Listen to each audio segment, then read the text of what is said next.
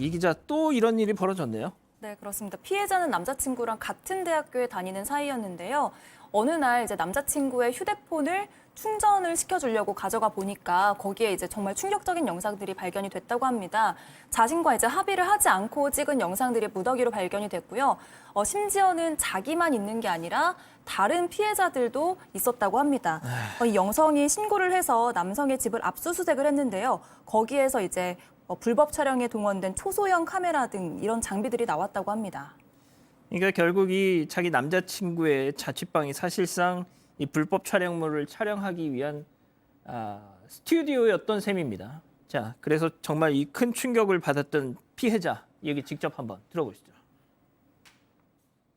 휴대폰을 들고 잠이 들었길래 이제 충전해 주려고 봤는데 초성 안에 들어가니까 그냥 제 영상이랑 사진들이 있어서 뒤에서 촬영되거나 아니면 어디 거치놓고 촬영돼 있는 거라서 전혀 모르겠어요. 학교 내에 있는 헬스장이나 또 학교 강의실 그리고 길거리 버스 정류장이나 지하철 기다릴 때도 촬영되고 있었어요. 자, 들으신 것처럼 6년 동안 이 짓을 계속했다. 자, 과연 피해자가 얼마나 많을까요? 자, 그럼 여기서 체크포인트 짚어보죠. 300GB 고화질 영화 100편입니다. 이게 진짜 엄청난 거잖아요. 기가 예. 제가 뭐 메가 다음 기가인가요? 하여튼 엄청난 양인데 이 지금 다 압축을 해서 가지고 있었다 합니다. 이름 자체는 초성으로만 돼 있고 그래서 지금 보면 뭐 이응하고 지읒, 시옷, 히읗 뭐 이런 식으로 적어놨고 근데 알고 보니까 이게 300기가 정도 되는데 이게 고화질 영화의 100편 정도의 분량 아주 많은 분량이라고 하고요. 피해자 3명은 특정을 한 것 같습니다. 예. 다만 이제 한 명은 이 중에 한 명이 2016년부터 계속적으로 몰래카메라에 지금 노출이 된 상황이고 지금 나머지도 많은데 나머지 사람들은 지금 특정을 할 수가 없는 거예요. 얼굴을 확인할 수 없고 그래서 피해자가 너무 많아서 일일이 뭐 다 할 수도 없다고 경찰은 밝히고 있습니다.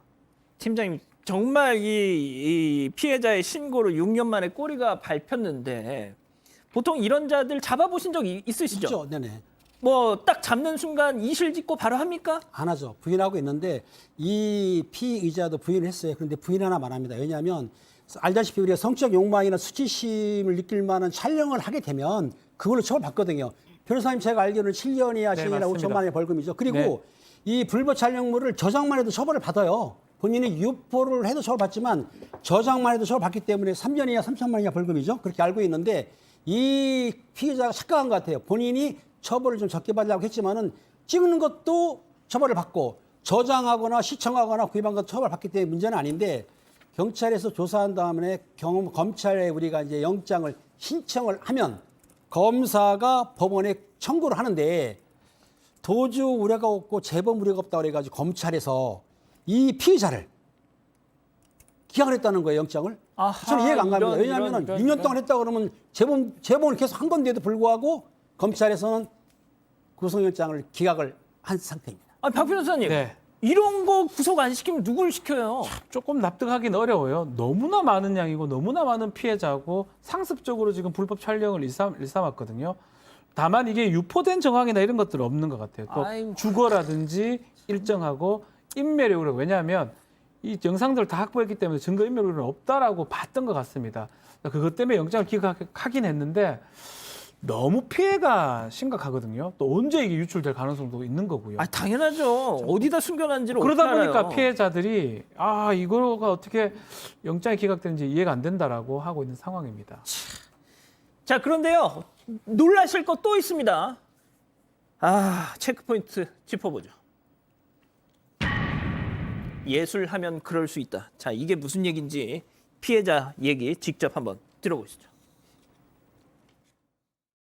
원래 예술하는 사람들이 사진 찍고 영상 찍는 거를 많이 한다. 그거는 어쩔 수 없는 거다라고 말씀하셨어요. 그 가해자를 따로 불러내서 너희 선에서 알아서 처리해라. 고소나 경찰서까지 가지 말고 일 키우지 말라고. 제가 그냥 바보가 되는 기분이었어요. 이런 일이 그냥 당해도 되는 건가 보다. 피해자는 그 학생들 아닙니까? 학생들이 피해를 받으면서 우리가 피해를 받았잖아요.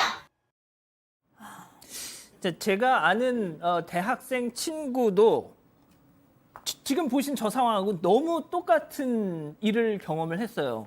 자기 과 동기가 계속해서 무슨 행동 거지가 이상하길래 뒤져봤더니 자기를 계속 몰래 찍고 있었던 겁니다. 그래서 그걸 가지고 과 지도 교수한테 가서 이거 어떡할 거냐, 교수님이 좀 처분을 내려달라 했더니 얘 남자들이 뭐 다 그렇지 뭐.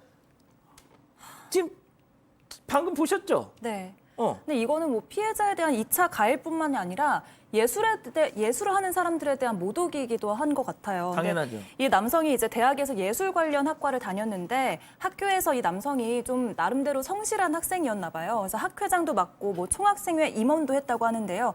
그러다 보니까 이제 이 학생을 이제 학교 측에서 남성을 싸고 돌기 시작하는 겁니다. 그래서 이제 원래 예술하는 사람들이 사진을 찍고 영상 찍고 하는 걸 많이 한다. 그러니까 신고를 하면서 일 크게 만들지 말라. 이렇게 얘기를 한 겁니다. 수장님, 네. 방금 그 교수 얘기 들으셨죠? 네. 그것 때문에 그렇습니다. 우리가 피해를 보고 있잖아요. 우리 기자한테, JTBC 기자한테 지금 막 오히려 버럭 성을 내요 지금. 네, 그렇습니다. 그 이 교수께서 지금 뭐라고 또 했냐면 사진 몇 장 찍은 가벼운 사안이라고 판단을 해서 그런 취지의 발언을 했다. 그리고 학생으로서만 보면 피해자보다도 가해자가 더 성실하고 착했다. 이런 얘기도 했고요. 이번 일로 학과가 피해를 입게 생겼다. 이렇게 얘기했는데 글쎄요, 이분이 어떤 거에 전문가이신지는 모르겠는데 지금 너무나 상황 파악을 전혀 못하고 있다, 이런 생각이 들어요.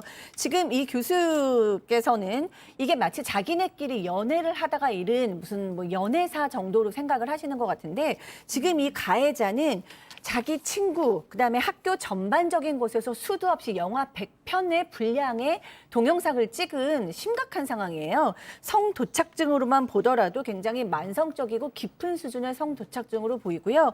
범죄로만 봐도 심각한 수준의 범죄입니다. 그런데 이런 걸 전혀 지금 보지도 못하고 통찰하지 못하고 너희들 때문에 피해가 있게 생겼다, 이렇게 간단하게 생각하시면 글쎄요, 교수님으로서 자격이 있는지 좀 전 개인적인 궁금함이 생깁니다. 팀장님도 짧게 좀 따끔한 말씀을 해주시죠. 그렇습니다. 교수님이 성인지 감수성이 너무 낮기 때문에 저 교수님은 저한테 오셔가지고 교육을 확실히 받으면은 고칠 수가 있습니다.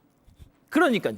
자, 과연 그 부산의 어느 대학교냐 지금 많이들 궁금해하실 텐데요. 오늘 뉴스룸에서 후속 보도가 나가는데 그 대학교 이름 공개가 됩니다. 지켜보시죠. 자, 이렇게 정리하고요.